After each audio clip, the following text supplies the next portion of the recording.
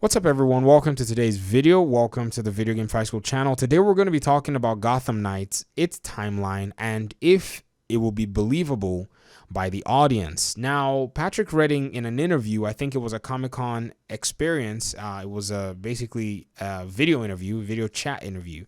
He mentioned something along the lines of the new Robin that you're going to be seeing, or the Robin is actually a teenager, a very young version of the Robin that we really do know. And, you know, he mentioned a little bit more of the character and some of what the character is going to have to go through to establish himself as Robin. Now, what's really interesting is the timelines that we are used to, especially the Batman Arkham fans, is a timeline that really does see a much older Tim Drake. I think Gotham Knights may have fared well if it had been a continuation of Batman Arkham Knight. But, you know, that's a whole topic for another day. But if you look at this Robin and you look at the timeline, we're used to an established Robin already, like a Robin that's already gone ahead, a Robin that's already trying to get married to Batgirl. I mean, if you think about A Matter of Family, which was a DLC that WB Games Montreal themselves developed for Arkham Knight, this was really established in that way. So to see them moving into this timeline, it's quite interesting. I think there might be many reasons for it. I'm not saying that it's a bad thing.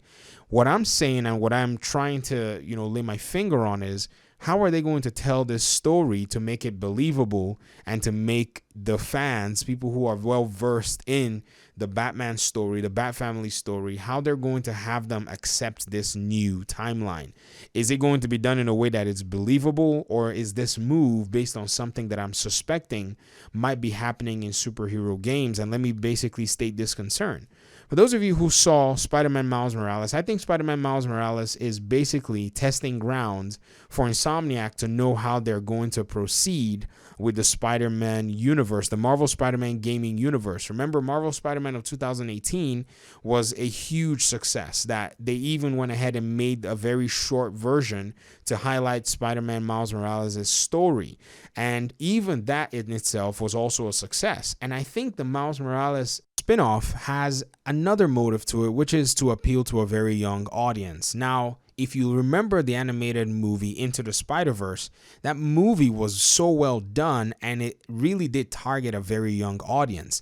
For them to be bringing out a video game as well that would somewhat highlight this spin-off of Spider-Man, or this character himself, I think is also to just see what the younger audience kind of feel about Spider-Man and kind of get a sampling as to what kinds of players are going to be playing this franchise should they go to the point where they're going to be releasing multiple Spider-Man games. Spider-Man is such a profitable aspect, and if they hone down the craft of getting this game to, the fans and understanding what fans love about it, I foresee multiple Spider-Man games coming out. I don't see them ever stopping in such a short period of time. We're looking at maybe 4 or 5 games in the entire set, because the old Spider-Man games, there were a lot of them from the PlayStation 2, PlayStation 3 days, and even, some crossed over into the PS4 as backward compatible, Spider-Man games. The only Spider-Man game so far from even the last generation, the PlayStation 4, was the Marvel Spider-Man of 2018, and now we're getting Miles Morales. And I think even with the power of the new consoles, being able to play at better frame rates with ray tracing,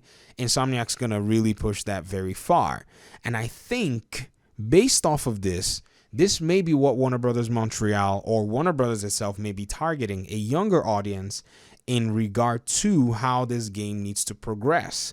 Now, I remember looking at Patrick Redding's, timeline of his, job offers that he's accepted, places he's worked. He's actually been at Warner Brothers Games Montreal since about 2014.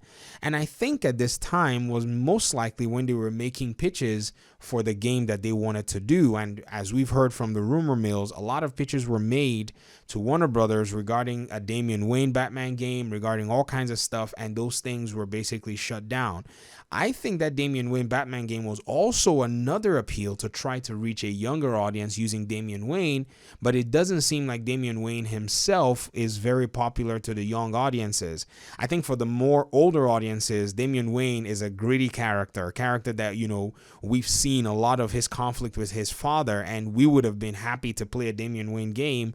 But on the side of the younger audience, perhaps when it came to testing and focus testing and data, it just necessarily was not going to resound. But I think with Gotham Knights, taking these heroes, putting them in another universe where they're much younger, and removing Batman from the picture, be it temporarily or permanently, is something that I foresee and I sense that they're trying to do. So believability is going to be a tough sell. For the younger audience, maybe it's going to be something that is, might not be a big issue. But for the classic, Batman fans, or the classic fans that are used to a Batman being kind of this, head of the family figure, the father figure of a lot of these characters, and even friend and confidant, it's going to be very challenging, from a story perspective, to envision how they're going to do it. But this doesn't mean that they're not going to be able to actually, tie it all up together and deliver something that's really good. In fact, I look forward to them doing that because they've made one of my favorite Batman games. And so I think I'm able to give them the benefit of the doubt for that. They made Arkham Origins, and I really enjoyed that game. The way the story was told, very amazing, in my perspective. It wasn't the best in regard to gameplay, but they had a very short period of time to actually deliver that game before Arkham Knight was going to be released. So we're going to see what Warner Brothers Games Montreal is going to be up to and what they're capable of putting down. And I hope that it's something good. But let me hear your thoughts in the comment section. Do you think that this timeline feels a little forced, or do you think it's just me thinking that? I'll talk to you in another video. Peace out.